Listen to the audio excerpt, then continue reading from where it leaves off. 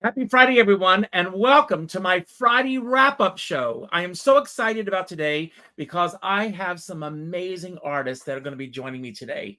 I'm calling today's show From Our House to Yours, which is traditional on many holiday cards that go out at this time of year. What's your policy? Do you send out holiday cards? Do you send out those long letters about everything you've done through the year? How do you celebrate? What is celebrating meaning to you? Throughout the year, I celebrate each and every day because I believe that every day is to be celebrated when we take the time to do so. And I know sometimes it gets very difficult, especially in a dark world that we live in. But today, for the next hour, it's all about celebrating. Now, I randomly pulled a number to pull up my first guest. So they all are waiting in the wings. Nobody knows who I'm going to bring on first. But here he is, and that's my dear friend, James Beeman. Hello, sir. So how are you, James? It's been a long time. Nah. We're going to be seeing a whole lot more of each other very, very soon. In fact, tomorrow. That's right. We have Yeah, our yeah. official We are rehearsal. celebrating so many things this holiday season, and one of them is the launching of a new venture together. Richard Skipper. We're doing Still Going Strong, 60 Years of Hello Dolly, starring the one and only Richard Skipper. It's going to be incredible. It's premiering in January out somewhere where we can do a little tryout out in Rockland County, and then we're going to bring it to the Laurie Beachman in February. And man, oh man, it's already selling tickets. I know. I mean, Happy it's very holidays. exciting. But I want to talk about you. I mean, first of Yeah. all, I asked for a photograph of you at 5 years of age. And here you are, and you Yeah. haven't changed a bit. There you are. This great. Mugging as usual. So I know this. I mean, you're Jewish, but your Yes, family, you did have a Christmas tree.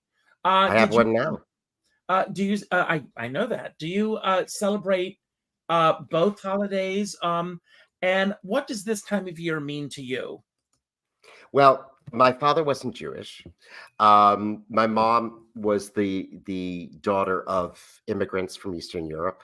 Grew up in Flatbush, Brooklyn, with her parents and grandparents speaking Yiddish. And my dad grew up on a farm with 7 siblings in upstate New York. So like worlds collide. But he was also a set designer. He wasn't religious. We were brought up Jewish, but as my mother used to say, we celebrated Santa Claus and the Easter Bunny. So like last night was the last night of Hanukkah, and I lit the eighth candle, and right next to it was my Christmas tree. Two things that I really have enjoyed a lot through your Facebook page, James, is number one, your wisdom quote of the day. Mm. Anyone who knows me knows quotes resonate very deeply with me. And I think there are messages to be gleaned from these great people that have gone before us, who have lived life to the fullest. And the other thing is your daily lighting your candle and your message, throughout Hanukkah with this. Do you have a particular favorite holiday, either as a child or as an adult, that resonates the deepest with you? Mm. Well, Christmas was always really special in our house. My father did it upright. It was so funny. We couldn't have a real tree, a natural tree, because I had terrible allergies when I was a kid. I was allergic to everything. So we had a artificial tree that lived in a box the rest of the year. My mother called the tree Irving. And we would pull Irving out and put the tree together. And the kids, we'd have cocoa and a fire in the fireplace and Bing Crosby on the hi-fi, and the kids would decorate the tree. And then we would go to bed. My father would pour himself a drink, and then he'd redo the whole tree because he was a set designer. But when my mother was growing up in Brooklyn, they had Christmas morning. This is a Jewish family. They Mhm. had Christmas morning. They didn't have a Christmas tree because that would have been a shanda for the neighbors. But they did. There are years of home films of them, movies of my mother and her brothers coming down the stairs, on Christmas morning in their pajamas because it was American, and their parents wanted them to be Americans, Mhm. and Christmas was American. So I remember Christmas as being just a time of warmth and magic and fun, and my parents, when we were young kids, my parents were just starting out in life. My father made our gifts.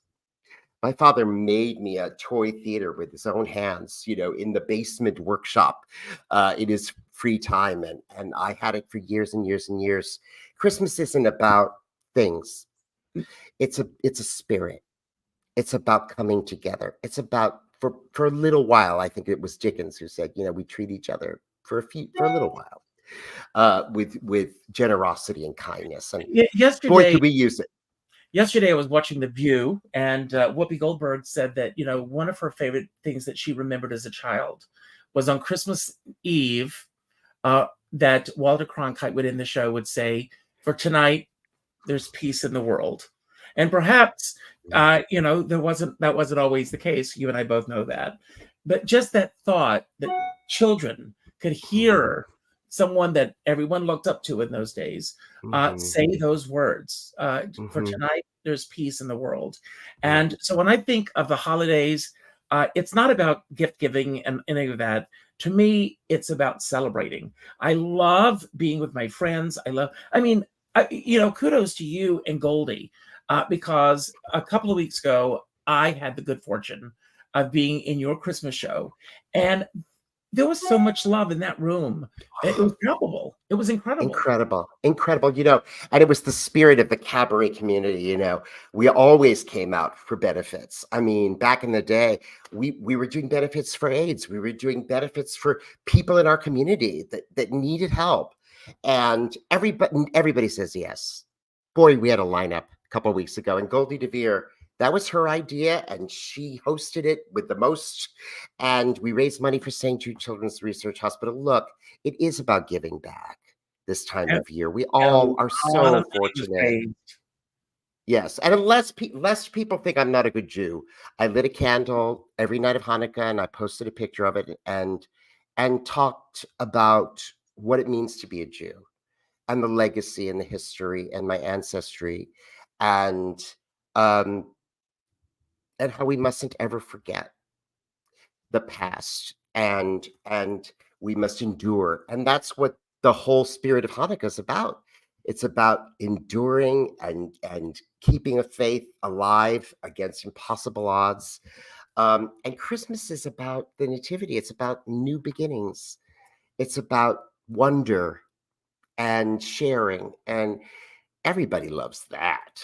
Plus, Absolutely. we get to be gaudy as we want to be. We can just, like you, look at that top. Come on. Well, I dress like this around the house all the time. But one of the things that I do on my Friday wrap-up show is I have 5 mystery questions laid out. I haven't looked at them, so I don't know what. And you're going to pull a number 1 through 5, and then you're going to help me bring on our next guest. So pull a number 1 through 5. 4. And your question is, would you rather have a cook or a maid? A cook. Because I clean obsessively. I'm an obsessive neat freak. So I got that covered, and nobody could clean it the way I can clean it. But food, oh, honey, make me laugh and cook me dinner. You got me. Got me. Sounds great. So let's bring on our next guest. So pull the number 1 through 4. They're all waiting behind their closed doors. And we'll see. I pull another number 3. Number 3, and that's my dear friend Claudine. Hello, hi. Oh, hi, James. You and James know each other?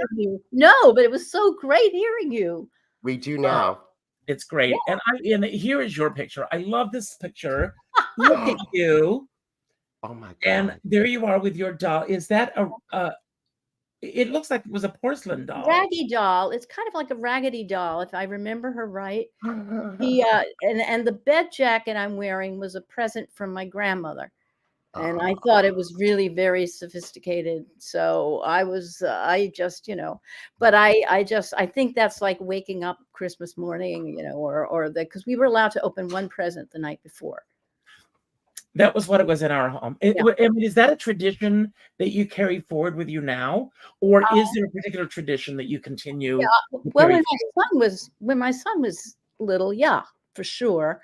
Now I think John and I we look around the apartment and say, what are we going to buy for us?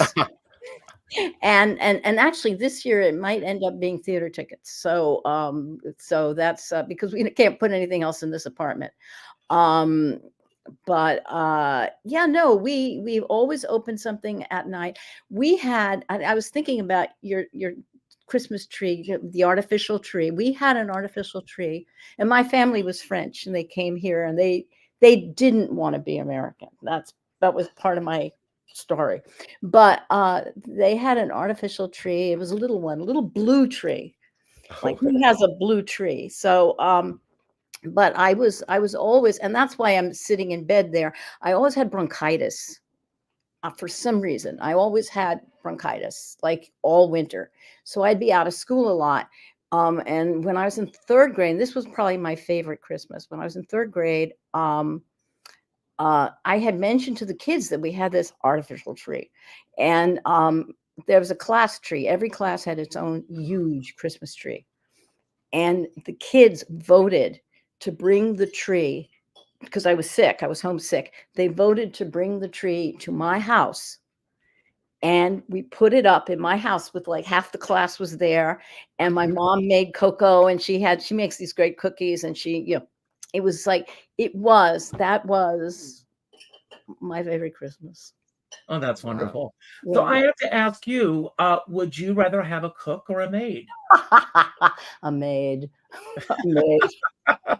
Everybody ought to have a maid. Yeah, I mean, somebody who goes into all the places I want to go. So there, yeah. So, Claudine, while you're here today, is anything coming up that you want to tell us about, that you want to promote or talk about? I don't quite want to promote it yet because I don't have a date, and I had a super rehearsal the other day with Barry Kleinbort, yes. And Barry said it's almost ready because he's a very hard taskmaster, and it's tough because it's close, and I think that's what makes it so tough to write. I write a lot of stories and then interpolate music into my stories. So it comes from a quote from Jean Moreau. And I can say it in French first. L'âge ne vous défend pas des dangers de l'amour, mais l'amour, dans une certaine mesure, vous protège des dangers de l'âge. Age does not protect you from the dangers of love, but love, to a certain extent, protects you from the dangers of age. And I asked myself throughout this piece, well, is that true? Wow. It seems true. We all go, oh yeah, that's beautiful. That sounds true. But is it true? And what do we mean by she was brilliant, by the way. I love Jean Moreau. You guys, if you haven't seen Elevator to the Gallows, I'm telling you. But I've seen You haven't seen it? I've seen Jules and Jim about 4 times, but I haven't. Elevator to the Gallows, there's a sequence in it where her lover, she thinks her lover's abandoned her. Because they plot to kill her husband. It's a noir, like it's a Christmas story. It's a and she is stunning. And there's this sequence, and the whole movie was scored by Miles Davis. Oh yes, and it's this jazz music, and she's wandering despondent through the streets of Paris in very high heels and a pencil skirt, and she's devastating. Love Jean Moreau. There you go. Useless information. She was a big star with La Comédie Française, so she was a stage, and she was a director, and she was a singer, so and a composer. I mean, she wrote some of her own songs, so she's kind of a fascinating woman. Well, you'll keep me posted so that I can I shall. Everything. So that'll be great. So there are 4 cards laid out, and then we're going to bring on our next guest. All right, 2. And your question is, would you rather be the star player on a losing football team or ride the bench on a winning one? Oh, I think the first. I absolutely think the first, but not necessarily the star player, but a good player. Oh, good. I love that. In other words, I kind of always thought it was good to be with a small group of people that were really doing good stuff together, that worked as an ensemble, as opposed to that, that other. I'm going to say that last night I was I had dinner with one of my best friends in the world, and that's Russ Woolley. And What? Can I see that mug again that you're drinking out of? Oh, I love it. I love it. This is my merch, people. Cheers. Carol Channing, Oh, with Carol Channing. We're gonna have Dolly mugs. So when I do the show, but we had dinner last night, and he brought out this card game, and it's called "Are You a Bad Person?" Have you heard about this? no. And, it's the card game determined to make everybody mortal enemies. Because questions that I could never ask on this show. I would be kicked off. We didn't play the game. We just looked at the cards. That sounds like my kind of game. Are you a bad person? So, Claudine, bring on our next guest. Door number 1, door number 2, or door number 3? Let's go with 3. And that is my dear friend, Lenny Watts. I win. How are you, Lenny? I'm good. How are you? I'm doing great. So we didn't get a Christmas picture of you. I sent it to you, but it was late. I was out all day, and I just saw the email, but I did send them to you. Well, talk amongst yourselves, and I'll see if I can pull it up. Lenny brought the house down at the benefit we were talking about earlier. Thank this you, James. season, shaken, stirred with I don't forget what we called it, but it didn't matter. Lenny Watts came out and sang. What was the song you Celebrate sang? Me Home, Kenny Loggins. Celebrate Me Home. Yeah. Which is on Lenny's CD, which I love. Okay. Thank you. Thanks. That's nice. That was a great night. Wasn't it? That was a great night, and it made me feel very old. It was very old school. You know, like you said about the benefits, used to be December. We would just go from benefit to benefit to benefit to benefit and do all that stuff. It felt very much like those times. And P.S., the best Santa Claus I've ever seen. Michael Walters. If you're looking to hire a Santa, get in touch with James, because he'll tell you how to get in touch with him. And his partner, that Santa Doug, was soon to be incredible. husband, Doug, created the entire look, the mustache, the beard, the costume is like embroidered and it's the most it was deluxe incredible. Santa ever. Yes. And then he sang, it was very cool. It was very cool. Well, speaking of Santas. Oh my God. There wow. he is. I'm a little younger than 5 there. Maybe, I don't know, 4 or 5 maybe. But I love this picture. You can see it's you. Yeah. But I have to say this, and then the next night, I was at the Triad for the ASA's benefit for Russ Lawrenson, and you performed that night and brought the house down again. Oh, thanks. That was a busy weekend. And that was a lot of fun too. That was a weird thing because Russ made this CD years ago, but wasn't able to release it for several reasons. And then he got financial, and then he got this throat cancer, like a tonsil cancer, and then he couldn't sing. So he released the CD, but he asked several of us to sing a couple of songs from the CD while he stood behind the curtain and listened. So it wasn't too nerve-wracking. And then we did his arrangements from his CD. So it was kind of like an assignment. We each got assigned a couple of songs, and it was cool because, it was all these jazzers and me. I am not a jazzer, but singing with a jazz band, like that was actually a really cool experience. Cause I was like, well, of course I'm going to do this. When am I going to be asked to sing an arrangement of a jazz tune? That's not my thing, but that was really fun. Well, I'm going to reword the question that I presented to Claudine. And would you rather be the star of a flop show or stand in the sidelines in a hit? Oh, I'd much rather be in a hit. Much rather be in a hit on the sidelines. I mean, it's paycheck. It's about the paycheck, but it's also about the being a part of something. I've always wanted to be a part of something. Like I always wanted to be on Broadway, not for the performance aspect, but I wanted to be in the bowling league. You know what I mean? I wanted to be a part of something, and I think that's why I like cabaret so much, is I feel like I'm part of something. So even though cabaret, we're not always winning, but I do feel like we're part of, I just feel like I belong to something and be a part of something. I'd also rather have a maid. Yeah, well, I'm talk amongst yourselves because I want to show you something that I've got in my closet. Hold on just talk amongst yourselves. Uh-oh. He's pulling something out of his closet, and this is Richard Skipper's closet. So Yeah, a little something, just a little something. It's funny. I was in the Broadway Bowling League. Yeah. When I was in When Pigs Fly. Sometimes they let off Broadway if you're a big enough hit.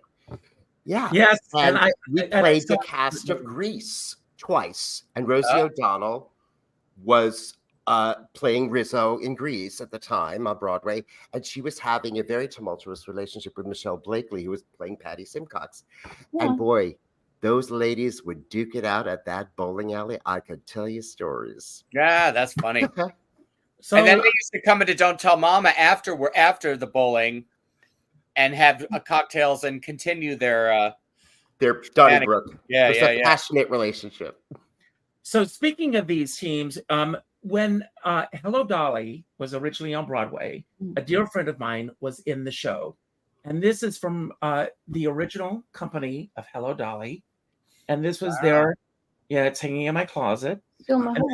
She was part of the Broadway baseball team. Oh, that's cool. Nicole Barth. So how many people see the things that we can show during our show, James? That is special. That's amazing. Really special.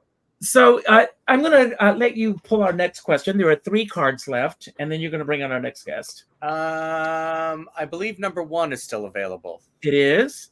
And would you rather be gossiped about or never talked about at all? I think I would. You know what? If you would have asked me that question a while ago, I would have had a different answer. But as I get older, gossip away. Gossip away.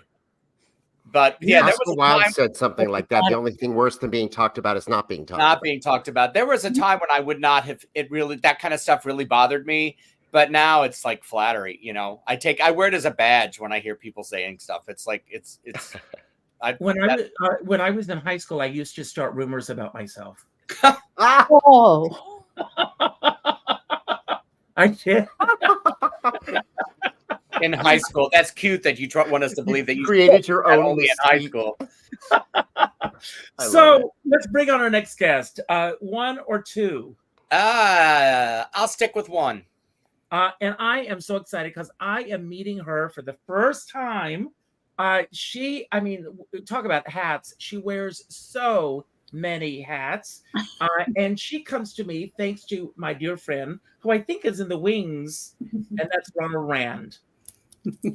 One of the greatest guys I know. But here's your picture. I love this. You haven't changed at all. Oh my gosh. That's great. So, Nancy, a favorite holiday memory? Oh, wow. Well, first of all, I've loved everything everyone's been saying. And I love your sparkles, Richard. It makes me want to get some. That picture that my father used to, we did photographs at home, and he would go in the bathroom and develop the photos. So that was developed in our bathroom back in Pennsylvania, where I grew up. And, I love the holiday period. It is everything that everybody said, the Christmas tree. But one thing I remembered was the candlelight service that we had at I think at midnight. And then everyone in the congregation would have a candle, and they would light one after the other. And that is such a beautiful image of what we need to be doing now. Is lighting candles all around the world to bring us together so that we really embrace our magnificence as brothers and sisters wherever we grow up, whatever place we have been. We're still brothers and sisters on this planet, and we're sharing, sing and play. And so these are some of the memories that I cherish. Well, Nancy, you wear so many hats, but one hat I want to talk about specifically and talk about timing is you have a book called Mary's Story, which is the untold revelation in her own words. Tell me about this book. Okay, so this requires a little background. this is something that was quite a departure from me. As you know, I've been an international stage director. Yes. And I happened to work in Turkey, in Istanbul, and I was directing a production of West Side Story for the State Theater of Turkey. It was a huge production, 75 people on stage and a 65-piece orchestra. And so by the time that was over, I was, pretty wiped out and decided to take a trip through some of the ancient ruins of Turkey. And so my partner came over, Roger, and we had a car and a driver, and we went to Ephesus, which is one of the most ancient cities in Turkey that has a library, an amphitheater, and all sorts of baths and houses. But there was one site that we were really looking for that I hadn't seen. I went there also the year before, and that was Mary's house.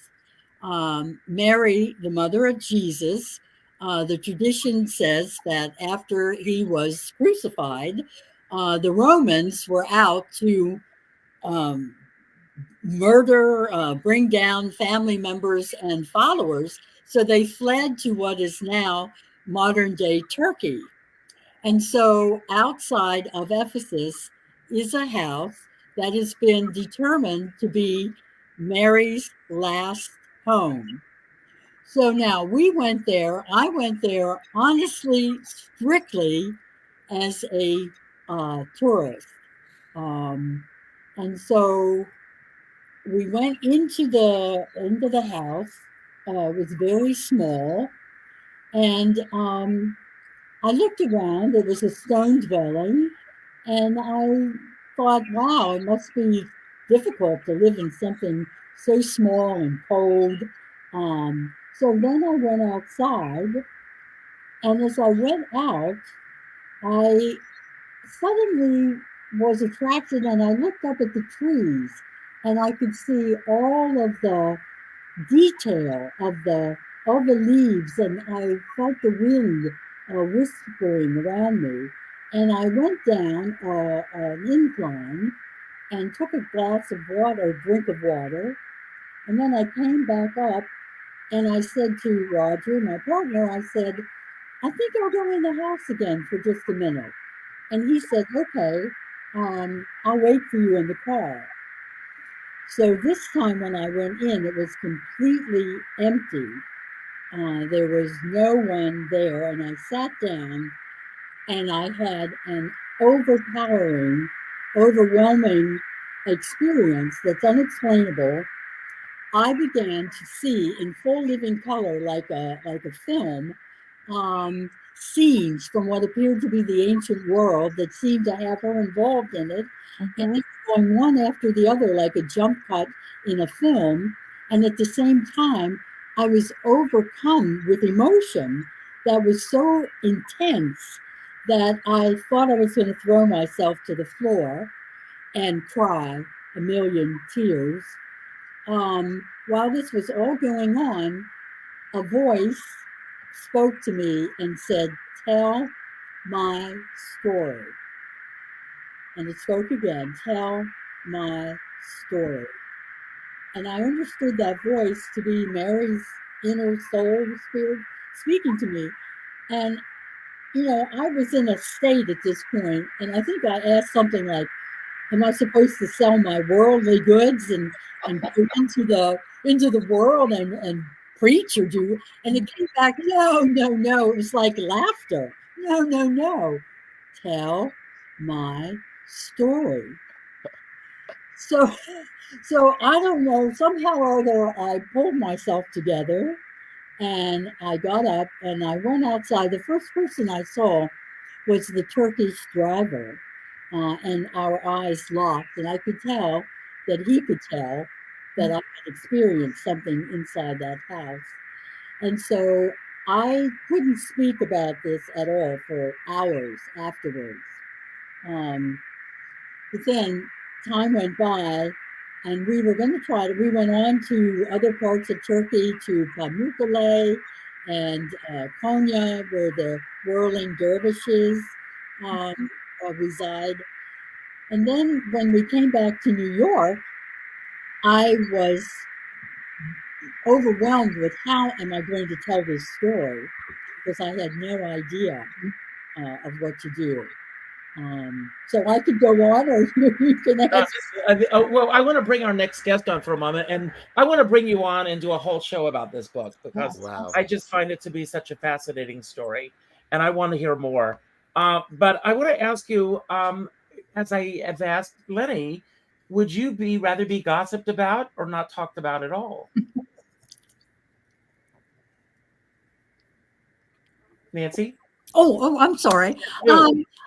Well, I come from a rather, I guess, look, why not? I would be happy to be gossiped about if anyone wanted to do that.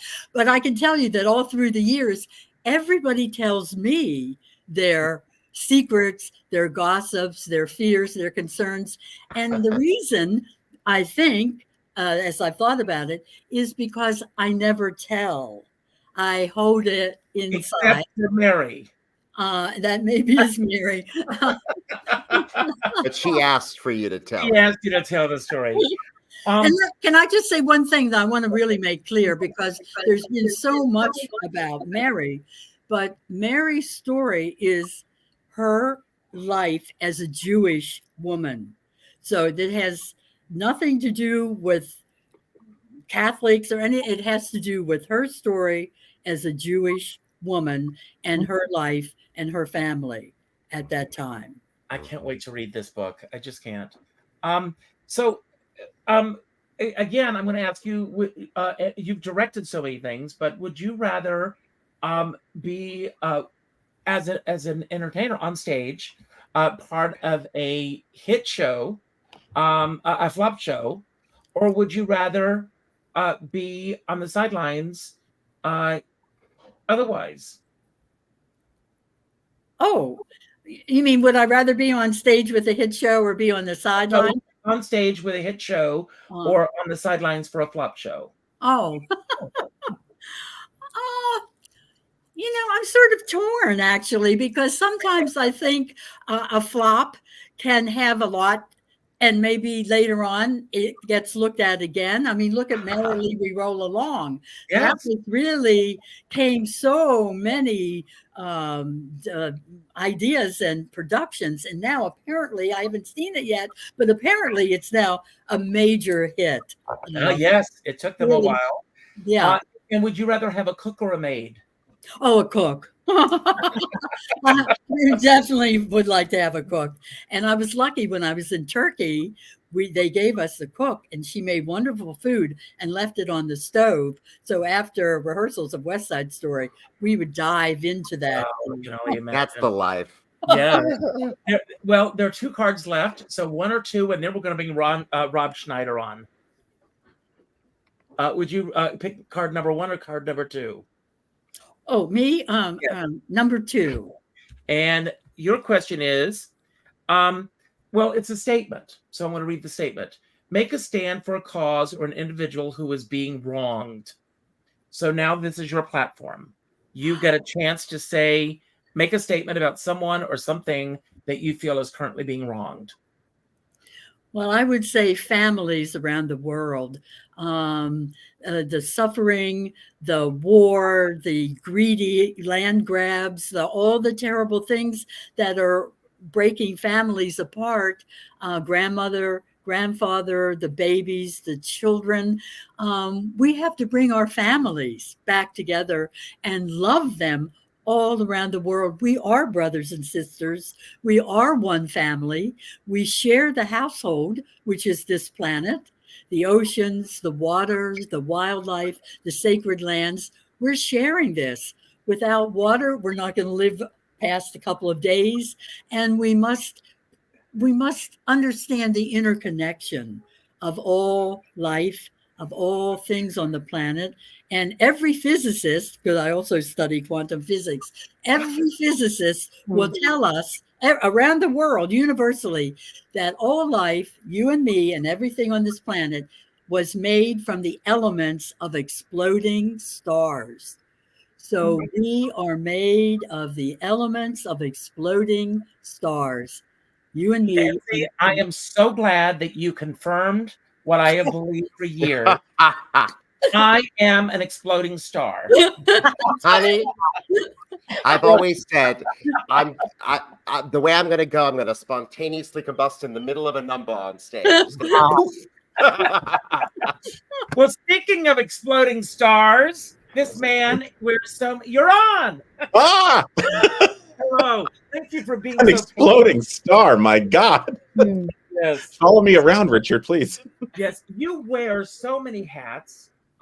What projects do you have happening right now? Oh my gosh. Well, we're getting ready to do our 4th season of J2, which is sort of the new Equity Library Theater in New York to give people opportunities, which I'm real proud of. We had a really successful year last year, and there's rumors that our Goodbye Girl might have a longer life sometime in 2024. That was directed by David Zippel and starred Sierra Boggess, and she was marvelous. So we got that going. And then I'm excited because this summer I'm actually going to get to direct Fiddler on the Roof, which is a show that I've always wanted to do. And I think especially what's going on in the world right now is more timely than ever, unfortunately. So I'm excited to be telling this story at this particular time. So that's what I got coming up. Are you able to tell us about your upcoming season? You know what? I totally would if I actually knew what it was. We are still trying. You know me, Richard. I would tell you in a heartbeat. I'm still trying. We're still trying to figure out what it is this year. Yeah, we're still trying to figure out what it is. It'll be in April and May, but there's a lot of titles up in the air, and we're just waiting for a couple of rights holders just to sign off on a few things. That's incredible. And I'm not even being facetious because it's driving me crazy. I'm like, just please give me an answer, please. You do phenomenal work. So thank you, Richard. Know that. Thanks. So I want to ask you a favorite holiday memory of yours. Oh my gosh, a favorite holiday memory. Okay, this is kind of it sounds like it's out of Christmas Vacation, but it's not. Every year we had the families traded off on like who got to host the holidays, between aunts and uncles and cousins. And one year was our year, and my mother made this beautiful, delicious, wonderful ham, and the oven not only broke, it exploded. The ham was a star. The ham was a star. The ham, I've never seen this before. The ham literally went flying across the room. And so we piled everyone into the car and took them to McDonald's. So be resourceful.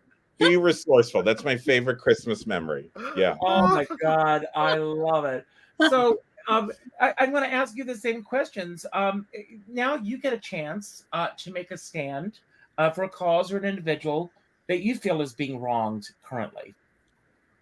Oh my God. Everywhere you look on the news, I think you see that. Hold on. I have to think about this one. Somebody that's being wronged. Can an idea be wrong? Can American democracy be the electoral system? Does that count? Yes. So yeah, it's that. I think American democracy is being wronged quite rapidly. Yeah.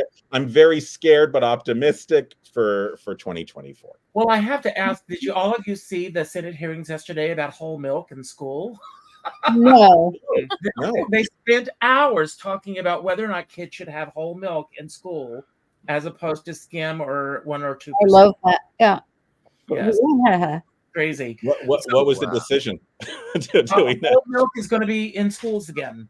Thank God, I was so nervous. Yes. Would you rather have a cook or a maid? Oh, I would rather have a maid so they can clean up the takeaway and the Grubhub. I think that's sort of. And I want the maid. Would you rather be the star of a flop or be a standby in a hit show? Honestly, a standby in a hit show. I like the team effort. Yes. Yeah, I'd rather be the standby in a team show, in a successful show. And would you rather be gossiped about or not talked about at all? Oh, yeah, gossip about me. What do I care? Well, you got the last I question got here. nothing. I got nothing. And then we're going to have a little round robin on creativity. This is, would you rather date someone that you met online or go on a blind date? And who does it start with, Richard? I'm sorry. This is you. Would you rather date someone that you met online or go on a blind date? Online. Okay. Yeah, online. Any particular reason why?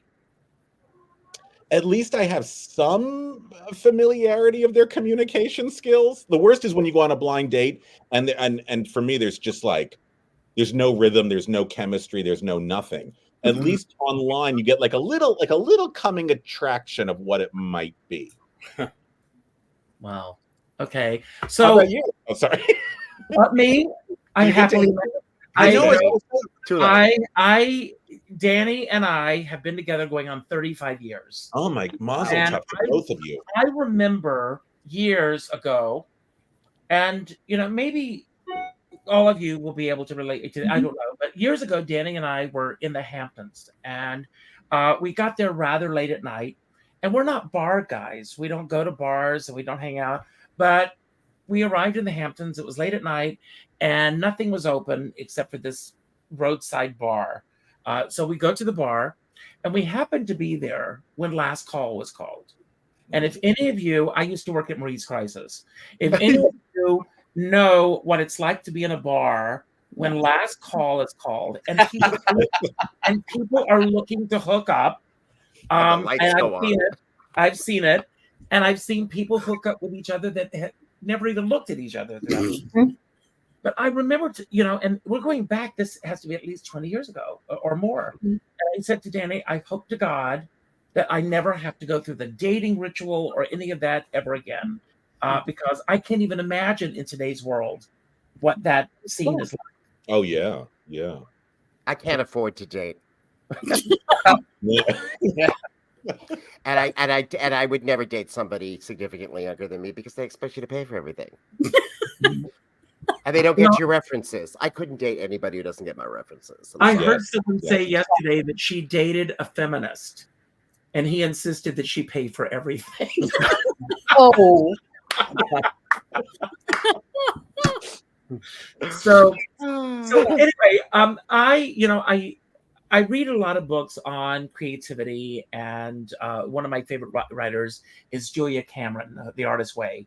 So throughout the week, I read all these books, and these questions are based on my own readings this week. And I'm going to start with you, James. And the first question is, where do you mostly find your wisdom when it comes to your art? Where do I find my wisdom? You're assuming I have some. From the great minds of the past. I get very when people are like, we need to decolonize Shakespeare. First of all, he never left the island. Second of all, there's a reason people still do Shakespeare. It's universal. The truth about humanity, he had a way into the mind of what it meant to be human. Harold Bloom has a great book called The Invention of the Human. And it was the first time that a writer had actually gotten inside our head and had characters articulate what it means to be introspective. Macbeth turns to the audience and we hear his inner mind. That had never been done before. I don't know. I go to the past because there's a reason things endure. Well, it gives you a sense of humility. And I think that's always good for an artist because it's hard to find. We're not humble creatures by nature. And I think if we look to greater minds, it helps us to have a little bit of humility and to get off ourselves and onto something that is universal and true about everyone, human beings. Absolutely agree with you on that. Claudine, Yeah. As we're wrapping up the week, Mhm. what did you not do this week because of a fear? What did I not do because of a fear? Well, I almost, this is a little hard to get into. I almost not did something, if Mhm. that makes sense, but I was happy that I did it. Oh, good. I think I say this, and that's one of the problems with the show I'm working on. I have a vocal tremor, and I sort of came out in the world, and there was my voice, and this beautiful voice, and yada yada, and then suddenly, it's not the same voice, and I'm learning about this new voice. But I almost called and canceled a rehearsal because I was afraid. I was afraid of what was going to come out. And I did the rehearsal. And because I was living in the meaning of the songs and the meaning of the stories, it came out. Oh, well, that's great. Thanks So for that's, sharing yeah. that. Lenny, as we wrap up this week, who were the anchors in your week? The people that hold you up? Wow.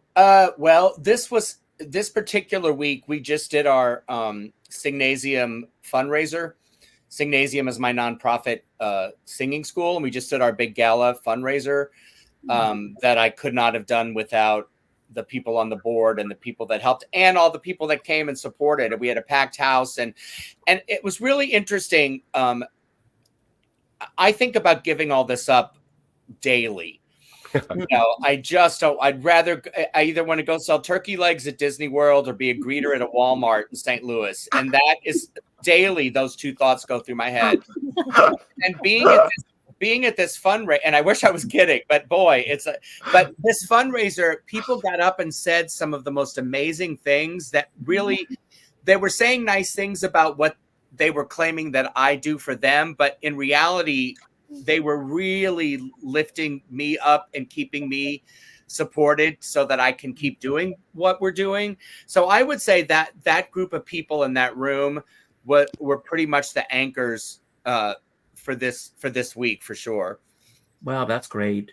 Last night I watched a video, Coco Peru, who I love, and it was Miss Coco visits a Walmart. And look for it on YouTube. It is one of the funniest videos I have seen. Coco Peru, I love you. So Nancy, with you, what gave you energy this week? Good question.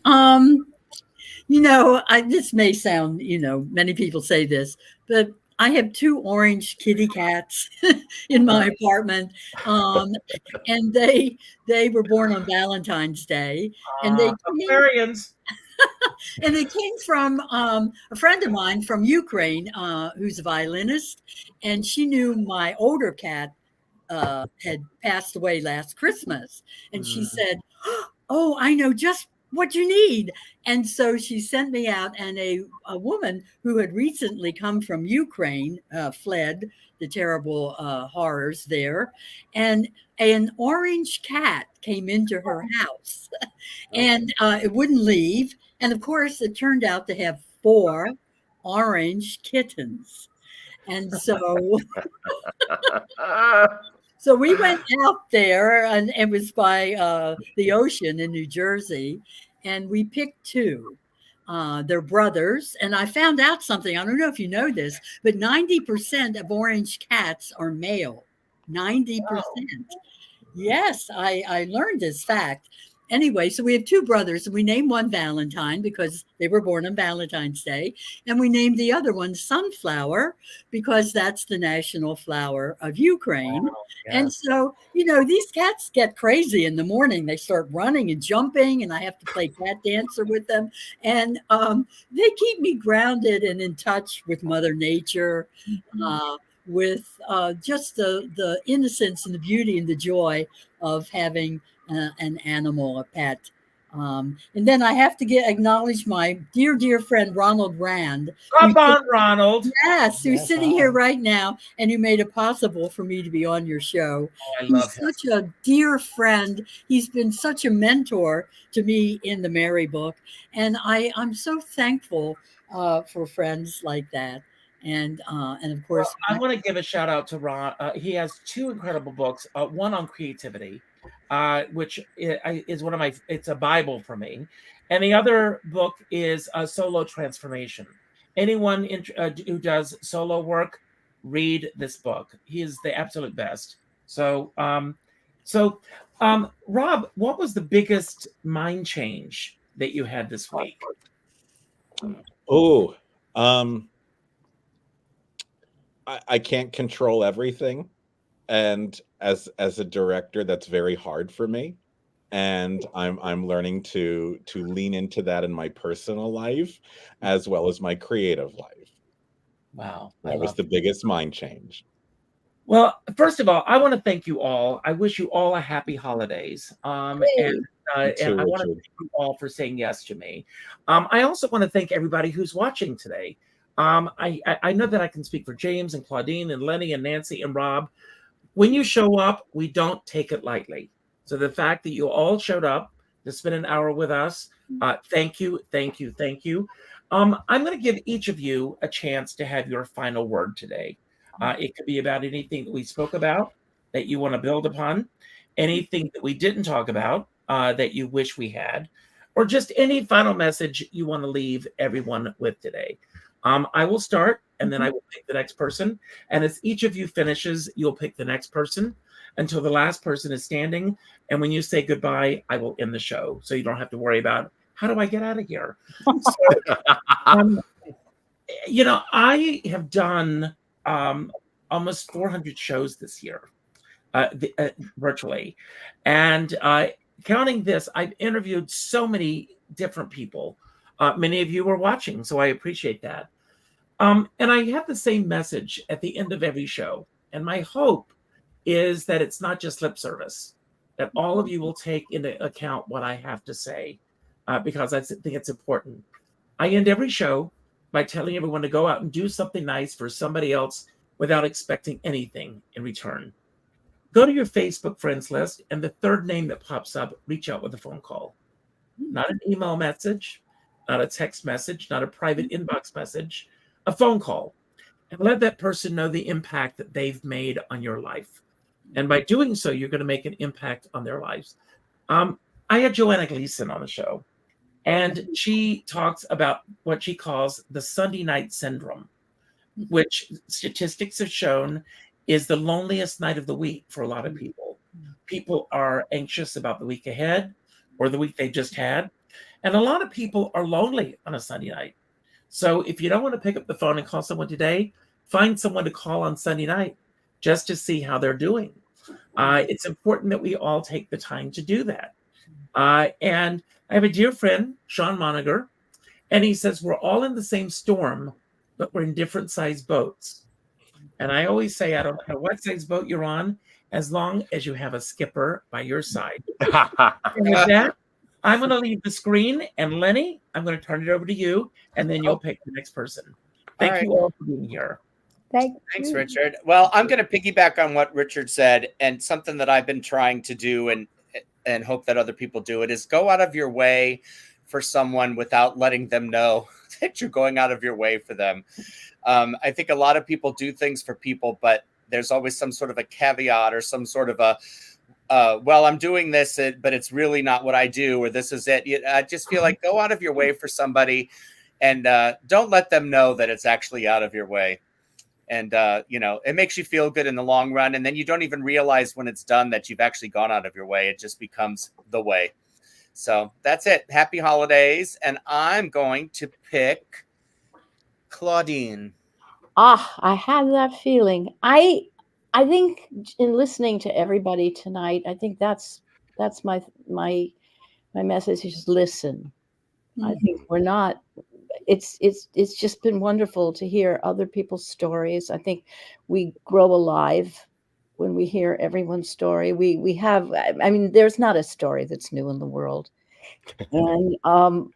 and it just touches you. You can go, yeah, that happened to me, or that happened to somebody I know, or I have that feeling, or it's the essence of the feeling. So, and the essence of the feeling right now is that it is the holidays, and there are many holidays of light, and we need to be just celebrating them with each other by listening. And I am going to pick Rob. Thank you, Claudine. I'm going to piggyback off of what Claudine was saying, which is, I think as our new year approaches, I think one of the things that we can all do in addition to listening is, putting ourselves in the other person's shoes, which is, I think, something that, over time, maybe we as a world have sort of forgotten to do. And so I'm hoping that in 2024, before we react, one, we listen, and then two, imagine what the point of view is of the other person to understand themselves better and to maybe learn something in the process. So I'm hoping that that can be a goal for all of us in 2024. And I'm turning it over to Nancy. Oh, well, thank you. Such beautiful words that everyone's spoken. What comes up for me right now is gratitude. How grateful to have the sun in the morning and the moon at night, and to see the trees and to know that snow will be coming, and just all the beautiful connections with nature. And then the other thing that I think about is embracing each other, welcoming the stranger, whatever that is. Welcome the unknown, welcome the stranger, the person that we don't know, but we feel a connection to, someone on the street, and listening to what they may be. You sense that something that they need a listening ear, and you can just be that listening ear, and welcome and celebrate and embrace. So I thank everybody. I was inspired, and thank you, Richard, for this wonderful time together. So I guess it's up to me. I want to say that there are going to be people in your life, whether they're close to you or not, people you work with, people that you pass every day, who've lost somebody dear to them. And the holidays are a hard time. And not long ago, I was asked by beautiful Carolyn Montgomery to participate in a fundraiser cabaret for Lee Ferrant, who has gone to heaven and has left us, and after a long illness. And I'm sending love to Carolyn and to Eli, their son, and Lee's partner, and everybody who knew and loved her. She was a wonderful human and a nurturing, caring person, and a great chef. Somebody is missing someone this season, and it's hard. And just be there and think of them with love and reach out. I think that Sunday night phone call might come in handy for somebody over the holidays. And don't assume that somebody wouldn't welcome just a little hello, a little acknowledgement that you're thinking of them. And let's all think of our loved ones who've left us and the good times that we shared, that no time and no circumstance can take those memories from us if we cherish them together. So hold each other tight this season, and let's reach for the light. Let's reach for the light, all of us. Thank you, Richard. We got great things coming up ahead. So happy New Year and happy holidays.